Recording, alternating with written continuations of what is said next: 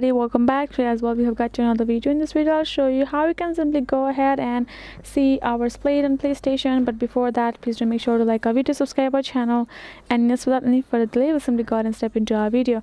For the matter, what you would like to do first of all is going to your playstation.com on your browser and getting to this home page and simply tapping on the sign in and signing in with your account right there, like that, here in this PlayStation. Afterwards, you're going to go ahead, tap on your avatar logo that will be on your profile.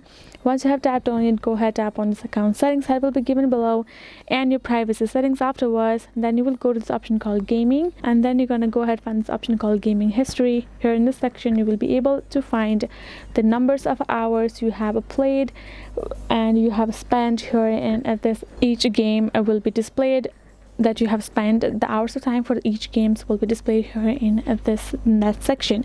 So that will be it. Simply going to your privacy setting and accessing your gaming history would be it. You will be able to see all of this history of the time, including the time for each game that you have played over there in the PlayStation, and you can see it. So that will be it, guys. Hope this video was helpful to you all. Thank you so much for watching, and yes, I'll see you guys in our next video.